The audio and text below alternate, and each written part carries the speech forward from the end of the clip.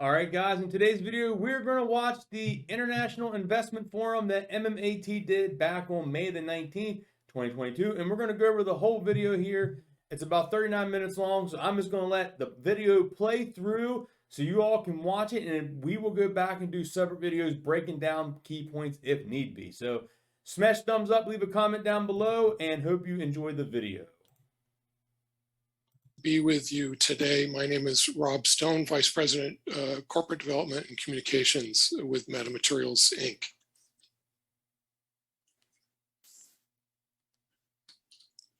Before we get started, I need to advise you that this presentation contains forward-looking statements and are subject to risks and uncertainties, so that actual results may vary from our forward-looking statements today. Investors are encouraged to consult the risk factors in our various filings with the SEC, and all references to money amounts in today's presentation, unless otherwise noted, are in US dollars. So what does Meta do? Meta delivers breakthrough performance across a range of applications and industries by designing, developing, and manufacturing sustainable, highly functional materials. We make metamaterials, and metamaterials exhibit properties which go beyond those that are found in nature and are used to manipulate and manage light, heat, radio waves, and other forms of energy. Now, you might be wondering what this all has to do with the blue butterfly that you see up there on top. Metamaterials and the science of metamaterials are actually inspired by nature because the blue color that you see on the butterfly's wings doesn't come from pigment.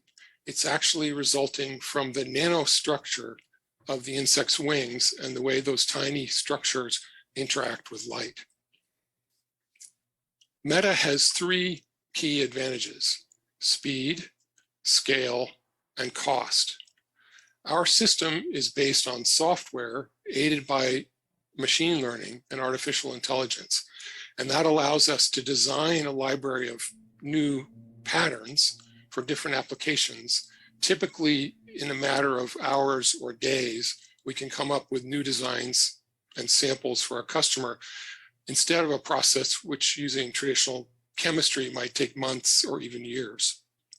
The second point is that metamaterials have been understood in the laboratory at a tiny scale for decades. What's fundamentally different about Meta is that we are producing roll-to-roll metamaterials on proprietary production equipment on large area, high volumes, and repeatedly. So we're producing metamaterials at scale. And what that leads to is falling costs. As the width of our substrate increases and the speed of the line increases, the cost per square meter will fall. And as the cost per square meter drops, that enables a wider and wider served addressable market for Meta. Now, what is our market? Our market opportunity is quite diverse because of the range of applications that we're developing, and it's driven by a number of mega trends. Two noteworthy ones are 5G infrastructure and vehicle electrification. 5G networks represent huge investments in order to deliver broadband speeds wirelessly, and Meta has solutions to do that more economically, faster, more sustainably, and in a more aesthetic way. In vehicle electrification, we also have solutions that will increase the efficiency and enhance the safety of electric vehicles. There are lots of other markets, medical, energy, aerospace, and so on. The chart you see on the right is one estimate of just metamaterials at the component level from Lux Research, where it gets to almost $11 billion by 2030. Another key point to make about metamaterials is that we're all about doing more with less. Today, supply chains are a problem globally, and the scarcity of raw materials is a key concern, especially for fast-growing markets like battery materials for electric vehicles. Much of the capacity that will be needed over the next decade to address the demand for these markets doesn't even exist today, not just at the factory level, but at the component level and even the raw material level. When we talk about transparent conductive films, Meta has a replacement using common materials like copper or silver for the most prevalent transparent conductive film, indium tin oxide, or ITO, which is a scarce material and the supply of which is heavily concentrated in Asia. Meta is a technology platform company. And by that, we mean we have broadly applicable technologies that allow us to address multiple markets, and our platform keeps getting broader. We began our business, our first product, using holography. That technology involves recording with a laser into a photosensitive material, a photopolymer, to produce holographic gratings. Our first product was Meta Air, a laser glare protection eyewear for pilots that we jointly developed with Airbus. In holography, we're also developing heads-up displays that can be used for automotive and aerospace applications. The second pillar of our platform is lithography, where we have another proprietary system, rolling mass lithography, RML for short. This allows us to produce a sub-micron metal mesh, you can see pictured there, which we call Nanoweb. And Nanoweb has a host of applications in transparent antennas and reflectors, EMI shielding, and transparent heaters for de-icing and defogging. Last year, when we acquired Nanotech Security Corporation, we also added in-house capabilities in electron beam lithography and nano-imprint lithography, together with roll-to-roll processing that allow us to produce nano-optic security features for banknotes and government documents and brand protection, and we do that with nanometer accuracy across kilometers of output. Wireless sensing is the key foundation for our medical applications, which are used to enhance signals and images for medical diagnostic applications. Pictured here, you can see a rendering of GlucoWise, which is a non-invasive glucose monitor, which we are developing using wireless sensing. And finally, on the right, you can see as we're trending towards higher levels of integration for our platform, AR Fusion is a system which allows the production of prescription lenses for augmented reality eyewear, embedding all sorts of smart technology within a prescription lens. And Plasma Fusion is another platform technology we recently acquired, which allows the high-speed coating of any solid material on any substrate. And I'll have a lot more to say about Plasma Fusion a little later on. Meta is truly a global company. Today, we have offices around the world. Two of the newest locations are in Athens, Greece, and Maryland in the USA. By locating in these various places, we're able to access pools of talent, as well as key customers and support from various government agencies, which we've enjoyed historically from Canada and the UK, and which we'll be seeking from the Greek and EU governments in our new Athens office. Athens is also one of 5 centers of excellence for 5G infrastructure in Europe. Our newest location, where we're going to be opening an office soon, is in Maryland, USA, which gives us proximity to many aerospace and defense companies, as well as government agencies, and of course, the US Capitol. So let me give you an update on nano-optic security products. Last year, as I mentioned, we acquired Nanotech Security Corp, which produces security features for banknotes and government documents, as well as protection for brands. The benefits of this technology are twofold. We got this proprietary technology in the 2 markets that it serves, as well as another list of potential markets that you can see here.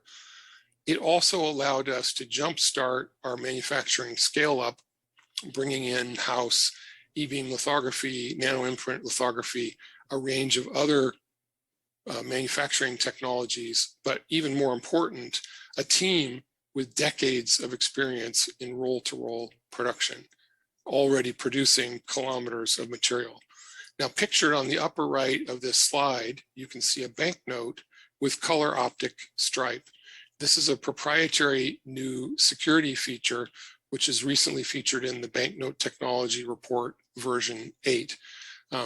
When you examine a banknote with this stripe under any normal lighting conditions, you see colors, motion, and 3D depth. It's a unique security feature that's virtually impossible to copy.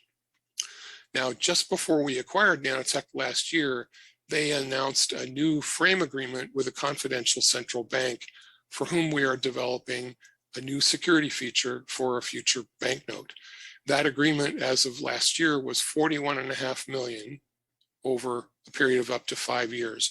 And we started fiscal 22 with $7 million of purchase orders from that customer under the frame agreement. Last month, we announced $2.2 million in new orders from the central bank customer, including $1.2 million for sample product, bringing total bookings for this year to $9.2 million. The roadmap for this effort is for us to win the selection for the first banknote for this flagship customer, then expand hopefully to other denominations with that central bank and follow on business with other central banks. This is an overhead view of a facility which we acquired as part of the purchase of Nanotech. We paid $66 million net of cash acquired for Nanotech and all of its IP and facilities. Part of that purchase was this 105,000 square foot facility on 11 acres of land, which is owned by Meta today. About 35,000 square feet, so roughly a third of this facility is used for production today. We are expanding production space here in preparation for doubling our nano-optic security capacity to 15 million square meters per year. We already have the capability for 7.5. In addition, we're adding space reserved for the next generation of our Nanoweb roll-to-roll line, which will increase the web width from 300 millimeters to 500 millimeters. A final point to make about locating production in Thurso, Quebec. This location is served by Hydro-Quebec, which is hydropower, and that gives us a clean, renewable source of low-cost energy so that we can grow our production sustainably. Another platform technology which we acquired last year is AR Fusion. We acquired the assets and IP of a Swiss company, Interglass, which developed an automated lens casting system for producing prescription lenses on demand using less energy and less material than traditional ground lens blanks. What we add to the prescription lens is a variety of smart technologies embedded within the lens that could include things like a holographic display, autochromic dimming, defogging of the lenses, which is a problem these days, especially if you're wearing a mask. And that can be enabled by our Nanoweb technology. We have 2 complete AR Fusion lines up and running at our Halifax facility now in preparation for supplying these lenses to OEMs who want to make AR eyewear. As part of this effort in January, we also joined the LaSAR Alliance, laser scanning for augmented reality, which is part of the IEEE standards organization. I mentioned Nanoweb several times. Let me say something more about a very important milestone that we recently reached in early this year. We installed, first of its kind, anywhere in the world, a roll-to-roll 300 millimeter wide system to manufacture Nanoweb. And on the top right, you see the RML system where the patterns for Nanoweb are transferred by UV light onto the photosensitive material on the film. Now, the process steps for making Nanoweb were already proven on Meta's established wafer scale line, but a key test for this new manufacturing system, first of its kind in the world, was to see if the output would match the performance of the golden sample on the wafer line. One of the first applications that we're producing with this roll-to-roll line is for 5G reflector film used for 5G infrastructure with our partner Sekisui Chemical of Japan. I'm pleased to tell you that the first sample of 5G reflector film, which we produced with the new roll-to-roll line, demonstrated performance that was in 1% of the performance of the golden samples from the wafer line, which are equal to the performance of a solid aluminum plate in reflecting 5G signals. But of course, you can't see through an aluminum plate, so you wouldn't want to put that on the window of your building. We already understand the small anomalies which lead to the 1% difference, and we expect to be making golden sample product off the roll-to-roll line soon. Meanwhile, Sekisui is continuing to do market development for this application. They recently published indoor propagation measurements using samples that we've already provided, and we expect increased shipments to Sekisui in the second half of this year. Another recent milestone is that internally, we demonstrated transparent microwave oven doors using Nanoweb. So we can reflect and guide a 5G signal. We can also block electromagnetic radiation just by changing the pattern. In both cases, the film is transparent to the human eye. So while your food is cooking, you can see through a perfectly clear door on the oven and see what's going on inside. We're looking forward to building a number of these demonstration units and sending them to various OEMs for their own internal testing. Our testing of a microwave equipped in this manner showed that it actually leaked less measurable radiation from the microwaves than the original equipment microwave that we took apart to add our transparent door. Scaling up Nanoweb to roll production is critically important, as I mentioned before, in addressing a larger and larger served addressable market. As we get higher volume and larger area Nanoweb capacity, it will enable a whole range of new applications. One of those is de-icing and defogging of windshields, windows, mirrors, headlights, and sensors for electric vehicles, and we're in discussion with numerous OEMs for that application. Now, I mentioned Plasma App as one of our Plasma Fusion as one of our new platform technologies. In early April, we acquired a UK company, Plasma App Limited, which has invented proprietary high-speed coding. It's in a vacuum, any solid material on any substrate. The gentleman you see in this picture is Dmitry Yarmolych, who is the founder and CEO and joined us as the vice president for our Plasma Fusion technologies. Back in 2014, when he founded the company, working alone in just 6 months, he came up with the first working prototype for this technology. Plasma Fusion has a wide range of possible applications, including batteries, semiconductors, printed circuit boards, and protective and optical coatings. In battery materials, for instance, there's the potential for millions and millions of meters of output. It's roughly a $40 billion market based on various analyst estimates we've seen. We expect to use large-scale metallization based on plasma fusion to increase the efficiency of our Nanoweb production, as well as our color optic films for Nanotech Security, leveraging our CapEx to get more output for the same line of equipment. And we also will make this technology available for sale and licensing to others. In the pictures below the large picture, you can see this technology is able to use 2 sources at the same time, so it can layer or blend different materials.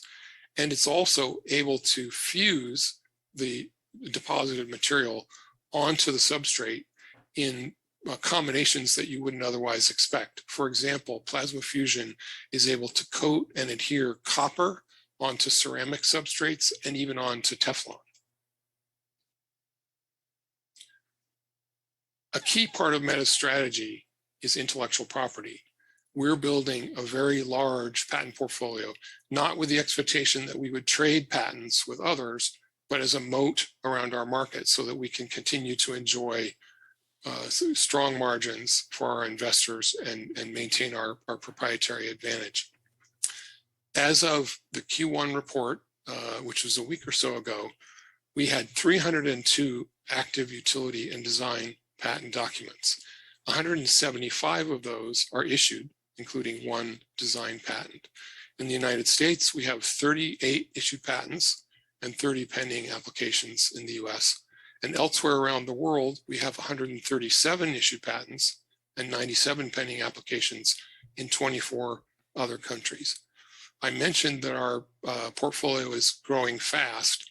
To put some perspective on that, last year in August, when we reported our Q2 results, we had 149 active patent documents.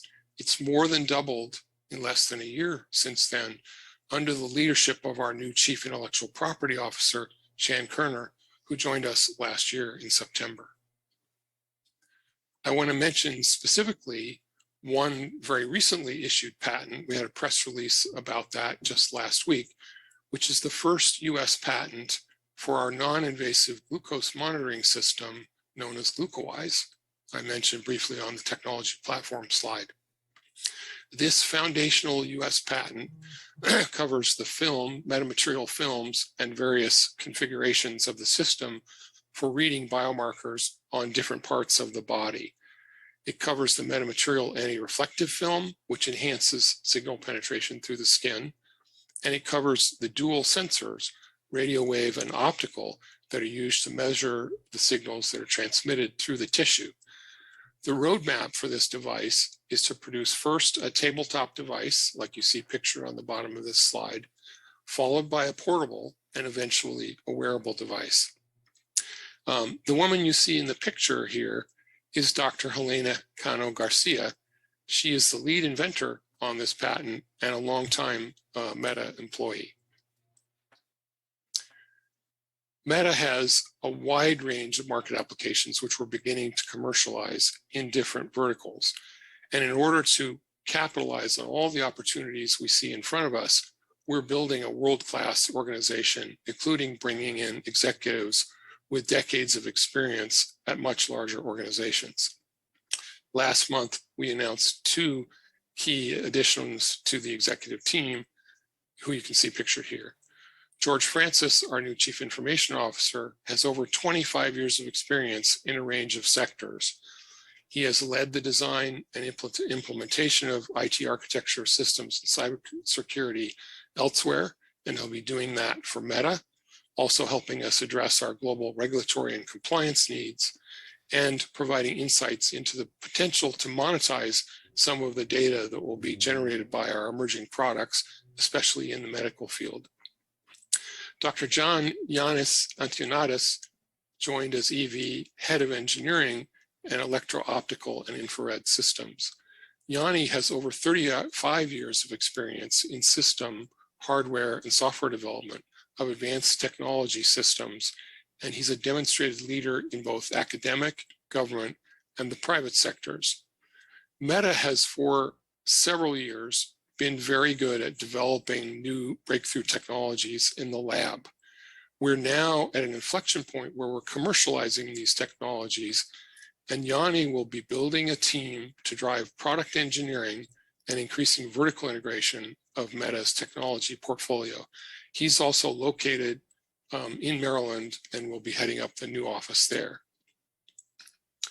So let me mention briefly a few highlights from our first fiscal quarter.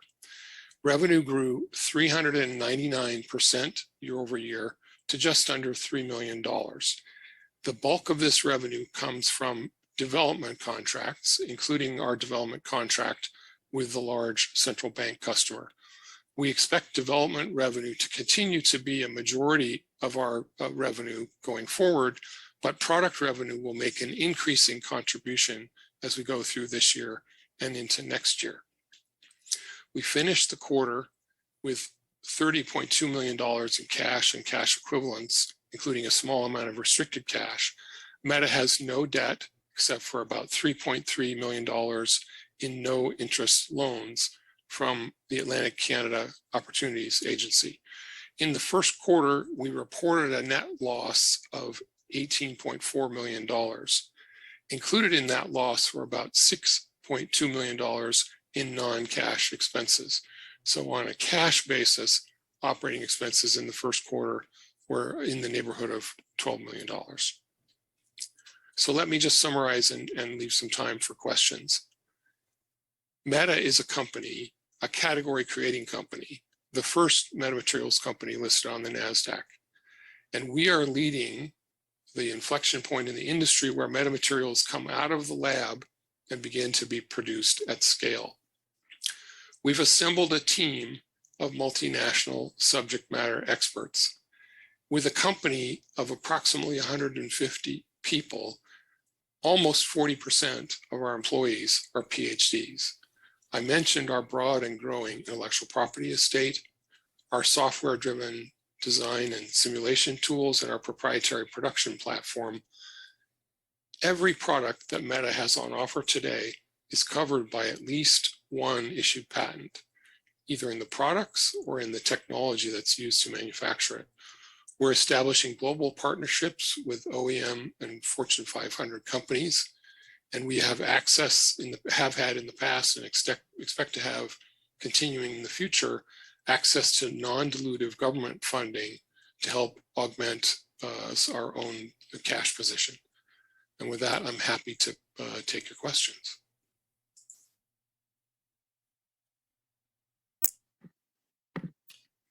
All right, Rob, thank you very much for the presentation. That was very well done, and it gave, I think, investors a very good overview of what you're doing, and especially new project and development and where you guys are heading. We got a few questions in, and we have 13 minutes, so plenty of time to answer them. Jeff asked, who would be target? Yes, you can take a sip or two, no problem. Take your time to build back the voice. Yeah. Who would be target customers for Plasma app? And the following comment is, Meta seems very diversified and vertically integrated. Okay, so Meta is a business-to-business company. So we're typically going to be producing a component or a subsystem within some other company's product. And we're seeking to partner with and are partnering with leading OEMs in each of the various sectors that we're in. Now, the medical products are something of an exception in that regard because we are producing with GlucoWise, for instance, a complete system that will be accompanied by software and related services. But we would still be seeking OEM channel partners, people already active in diabetes management, for instance, to help us bring such a product to market. Now, back to Plasma app specifically. This technology, we expect to focus initially on improving our own internal production capacity and capabilities. So the deposition of metal in particular is important to the production of Nanoweb. And also the nano-optic security films, and upgrading the equipment that we have today and designing new equipment around plasma fusion will allow us to get faster line speed, faster deposition, and higher output for the same amount of CapEx. So lifting our internal capabilities is the first step. That said, Plasma app has already done research work in developing things like battery materials. The current collectors that are used in lithium-ion batteries are composed of copper and aluminum metal foils, essentially a solid metal foil similar to the aluminum foil you might have in your kitchen, but a higher purity and tighter specification. The copper is of particular interest because it's expensive and it's heavy. And Plasma app has developed copper current collectors where they deposited the copper using plasma fusion on both sides of a thin plastic membrane, greatly reducing the weight of the current collector as well as the cost, and importantly, reducing the weight of the battery. As you may know, on an electric vehicle, anything that adds to the weight of the car is going to reduce the range. Anything that makes a battery with the same capacity weigh less, conversely, increases your range. So we see internal applications immediately and a range of interesting applications through equipment or end product OEM relationships in those areas like batteries, printed circuit boards, and semiconductors, and so on. Great, thank you for the answer. Doug is asking, how is the production going at the Pleaston, California facility? So excellent question. And Doug is right to be keeping an eye on the scale up of Nanoweb, because that's absolutely the critical path for us. The sooner we're able to scale up the first 300 millimeter pilot scale production line and be satisfied with the output there, the faster we can proceed with the next generation, which we'll be putting in our Thurso facility, going from 300 millimeters to 500 millimeters. Now, as noted, we just installed that equipment early this year. We were optimizing the line for a period of some weeks, and then we recently began producing the first samples.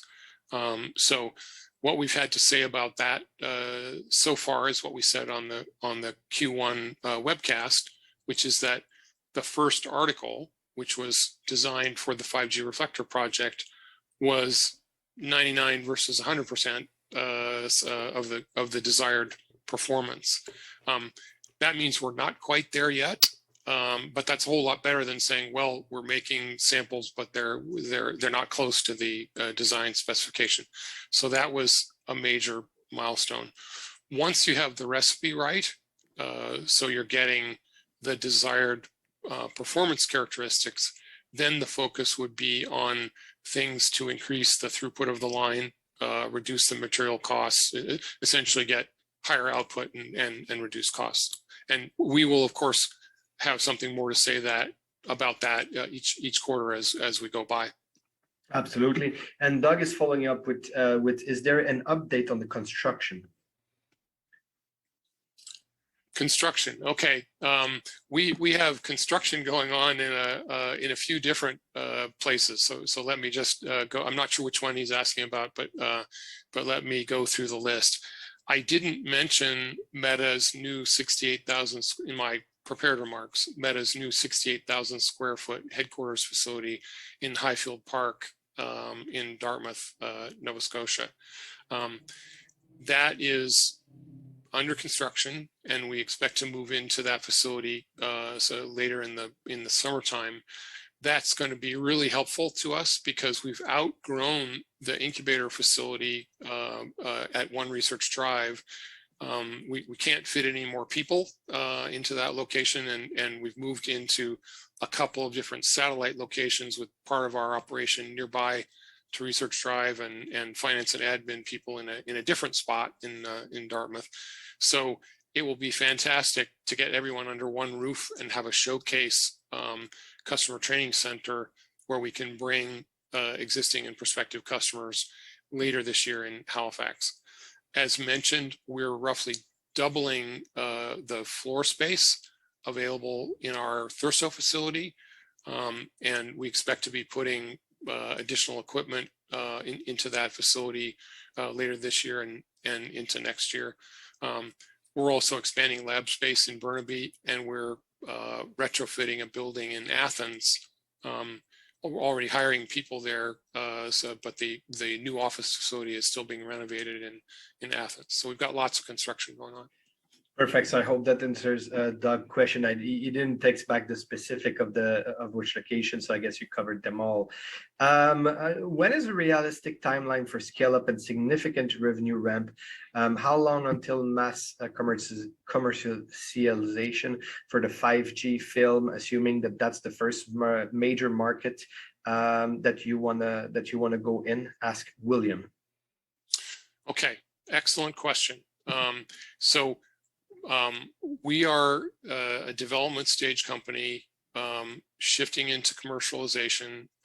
That's why Meta thus far is not providing specific revenue guidance. I will comment on what it takes to get to volume production. We have the first Nanoweb line anywhere ever in the world using our proprietary RML technology operating in California today. We expect to have the half-meter web width second generation Nanoweb going into production in 2023. we've said that we expect to ship higher volumes to Sekisui in the second half of this year. Now, let me just say one more thing about volume production. We're already producing kilometers of material for our central bank customer. Now, its samples were not yet designed into that new currency, but it is by in any reasonable measure of volume already volume production. So we have in-house capability to produce very large quantities of nanoscale metamaterial films, and we believe that we're the leader in our category in that respect. Great. And lastly, we know that with a very small amount of power, Nanoweb can be used in defogging and de-icing, and can be used in augmented reality and in reflecting 5G waves off of any surface and many other applications. We also know there is a level of chargeability with the metasolar film.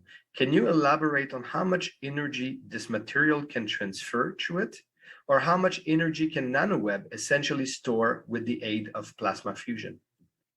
Okay, there's a lot to unpack in that question. Thank you very much. The first thing to observe is in trying to give a fulsome answer is that Nanoweb is a technology which can be tailored just by changing the recipe, the pattern, if you will, that's transferred by rolling mass lithography onto the film to do a number of different things. Within 5G, for example, we can produce a film that has conventional reflection, so the incident angle of the signal matches the reflected angle, but we can tweak the pattern and make the reflection happen at a desired unusual angle, coming in almost vertically, going off almost to the side. That lets us route 5G signals around inside buildings, for instance, where signal propagation is bad. The transparent heating answer, I don't have at the tip of my tongue exactly what the power transfer is, but it's very efficient. It's both highly transparent and highly conductive because it has very low sheet resistance. That's why if we apply it to a windshield or a sensor for an EV, we can more efficiently clear the window or the sensor than systems that would transfer heat from something else like a heat pump or blowing hot air. As far as the solar application, just to remind people in the audience who may not be aware of how this works, what metamaterials do on solar cells is increase the angle within which the energy can be captured. If sunlight strikes a conventional solar panel too far off the 90-degree axis, then it bounces off instead of being absorbed. And what we do is add a layer to the top of the cell that helps low angle sunlight be captured and generate power instead of just a reflection. But I don't have, sorry, on the tip of my tongue exactly what that measurement would be. And that obviously improve the total efficiency of the system, which is basically a big challenge in the solar. Yeah, it can be a replacement for tracking systems, mechanical tracking on ground-based systems where the panels are tilting east to west every day to follow the sun. That's a meaningful cost out of the installation. And of course, if you're talking about rooftop solar or solar on the wing of a plane or the roof of a car, you can't tilt that towards the sun. You need to catch whatever light you can at the angle where it sits. Exactly. Perfect. So Rob, I think that it's 9:20 actually now, so time is up. I thank you very much for your presentation. That was very interesting. It's always great to follow the news of metamaterials and what you're doing. I think this is always positive news. So we're very happy to have you now with us. We thank you very much. My pleasure. Vielen Dank alle für Ihre Aufmerksamkeit. Wiedersehen und bis nächste Mal. Wiedersehen.